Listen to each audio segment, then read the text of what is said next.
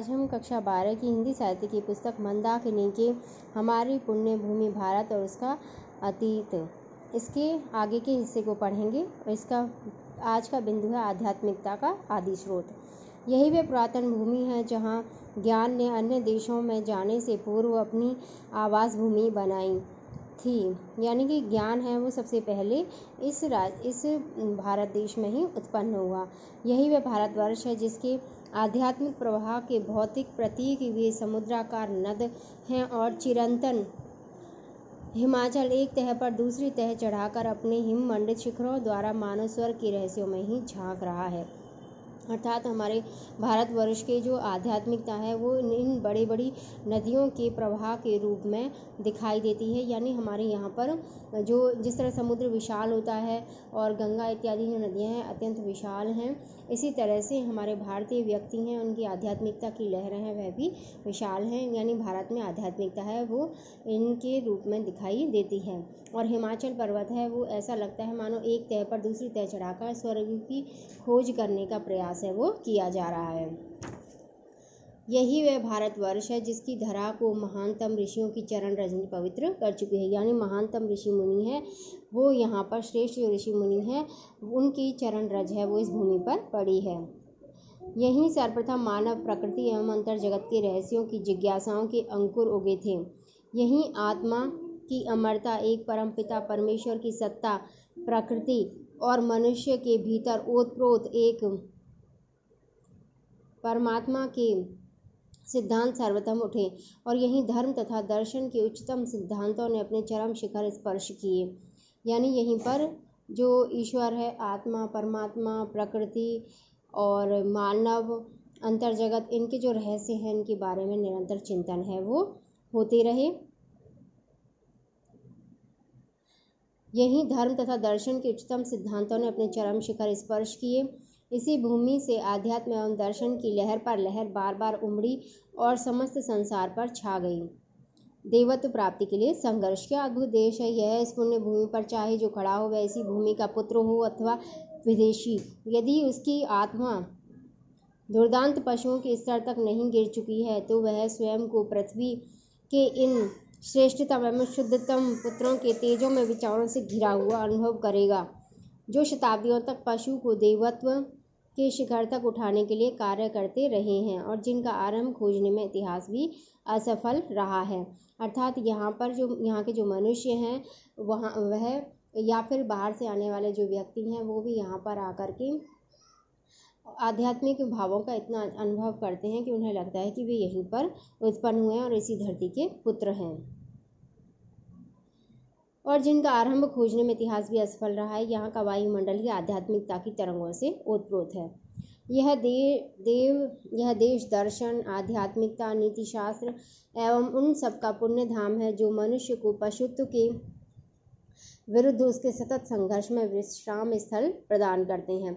यानी कि हमारा देश एक ऐसा देश है जो कि दर्शन, आध्यात्मिकता, नीति शास्त्र इत्यादियों का विश्राम स्थल ही माना जाएगा और उनका पुण्य धाम है वो माना जाएगा। यह देश ही वह साधना भूमि है जिसके द्वारा मनुष्य अपने कर्ता के आवरण को फेंककर अजर, अमर, आदि अंतरहित आत्मा का साक्षात्कार कर सकता है। यानी कि यहाँ का मनुष्य है वही ऐसा कर सकता है कि वह अपने आप को कर्ता नहीं मानता और आत्मा जो अजर अमर है उस आत्मा की सत्ता की खोज में लगा रहता है।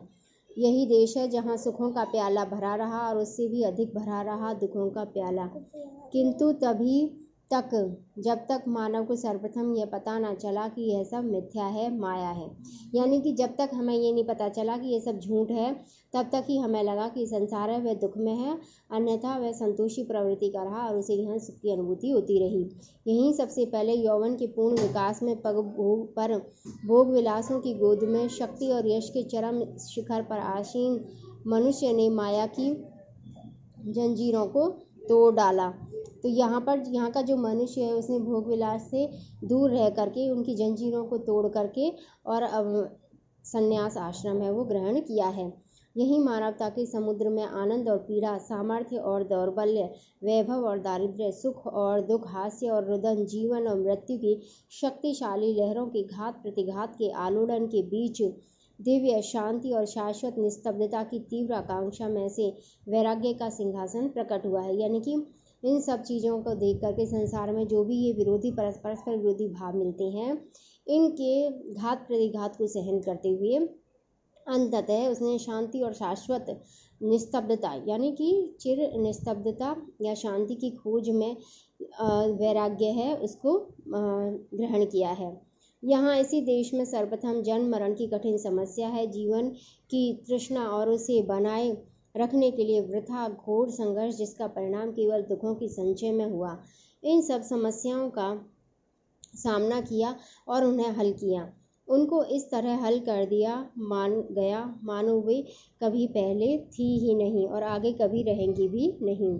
यहाँ और केवल यहाँ ही यह खोज हुई कि जीवन स्वयं भी एक अभिशाप है और किसी ऐसी सत्ता की प्रतिछाया मात्र है जो एकमेव सत्य है। अर्थात भारत के जो ऋषि मुनि हैं, मनीषी हैं, उन लोगों ने इस बात की खोज की कि मनुष्य जन्म जो ये जन्म मरण के चक्र में पड़ना एक अत्यंत कष्टदायी समस्या है और ईश्वर से तादात्म्य स्थापित करना ही इस जीवन का एकमात्र लक्ष्य है।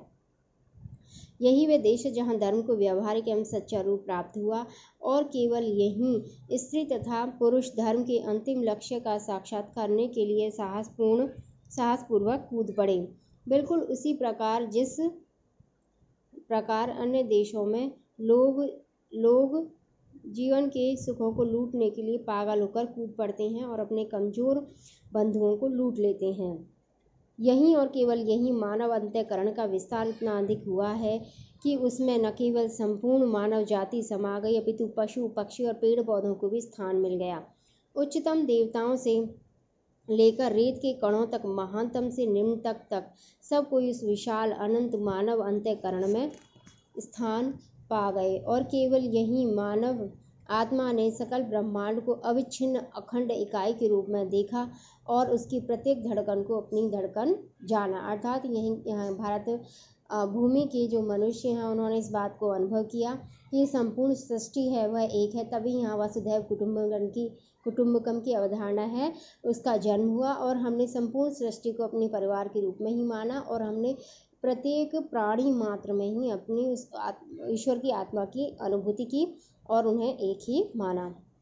सौम्य हिंदू, संपूर्ण विश्व पर हमारी मातृभूमि का महान ऋण है। एक एक देश को लें तो भी इस पृथ्वी पर दूसरी कोई जाति नहीं है जिसका विश्व पर इतना ऋण है जितना कि सहिष्णु एवं सौम्य हिंदू का। निरीह हिंदू, कभी कभी ये शब्द तिरस्कार स्वरूप प्रयुक्त होते हैं, किंतु यदि कभी किसी तिरस्कार युक्त शब्द प्रयोग में भी कुछ सत्यांश रहना संभव हो तो वह इसी शब्द प्रयोग में है। यह निरीह हिंदू सदैव ही जगत पिता की प्रिय संतान रहा है। प्राचीन एवं अर्वाचीन कालों में शक्तिशाली एवं महान जातियों से महान विचारों का प्रादुर्भाव हुआ है। समय समय पर आश्चर्यजनक विचार एक जाति से दूसरी के पास पहुँचे हैं। राष्ट्रीय जीवन में उमड़ते हुए ज्वारों ने अतीत में और वर्तमान काल में महासत्य और शक्ति के बीजों को दूर दूर तक बिखेरा है।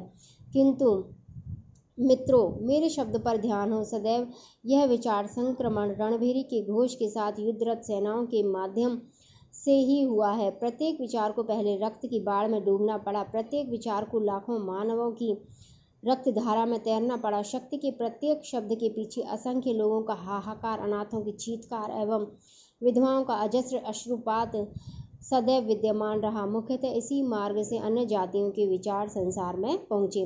अर्थात जब कोई भी नया धर्म है, कोई भी नई शक्तिशाली सत्ता है अगर संसार में अस्तित्व में आई है तो उसने लूट और रक्तपात के द्वारा ही संसार में अपने जो विचार हैं वो प्रसारित किए हैं।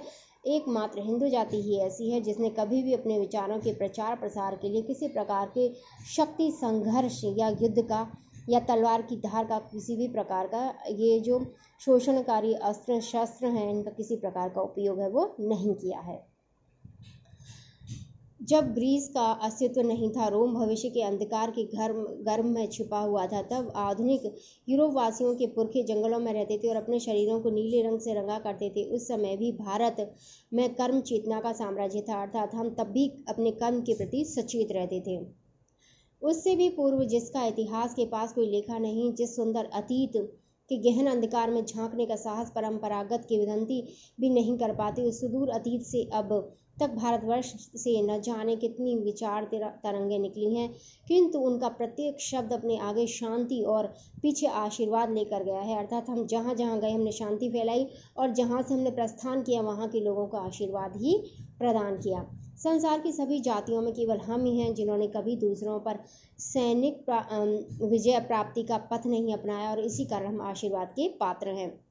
एक समय था जब ग्रीक सेनाओं के सैनिक संचालन के पदाघात से धरती कांपा करती थी, यानी जब ग्रीक सेना आगे बढ़ती थी तो सारी धरती है वो कांप जाया करती थी, किंतु पृथ्वी तल पर उसका अस्तित्व मिट गया और सुनाने के लिए उसकी एक गाथा भी शेष नहीं। ग्रीकों का यह गौरव सूर्य सदा सर्वदा के लिए अस्त हो गया। एक समय था जब संसार की प्रत्येक उपभोग्य वस्तु पर रोम का शेनांकित यानी बाज का अंकित, जिस ध्वज पर बाज अंकित है वह ध्वज उड़ा करता था।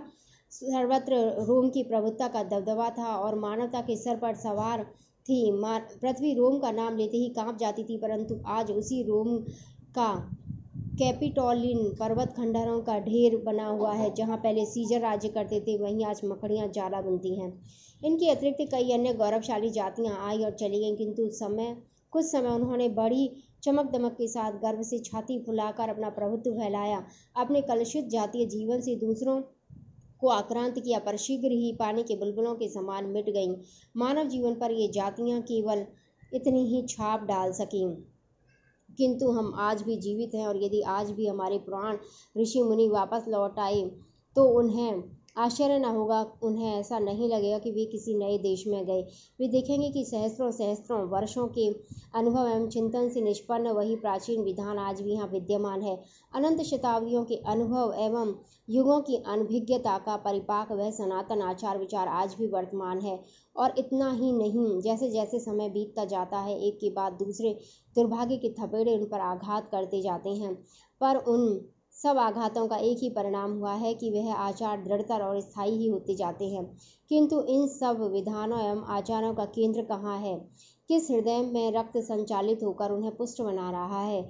हमारे राष्ट्रीय जीवन का मूल स्रोत कहाँ है? इन प्रश्नों के उत्तर में संपूर्ण संसार के पर्यटन एवं अनुभव के पश्चात मैं विश्वासपूर्वक कह सकता हूँ कि इसका केंद्र हमारा धर्म ही है, क्योंकि हमारा धर्म हमारे नियमों में बना हुआ है। हमारे नियम यानी जीवन जिसको हम धारण कर सकें वही धर्म है, और धारण किसे किया जाता है? जो नियम हमारे जीवन के अनुकूल हो और हमें आत्मा से परमात्मा की ओर ले जाएं, वही धर्म है।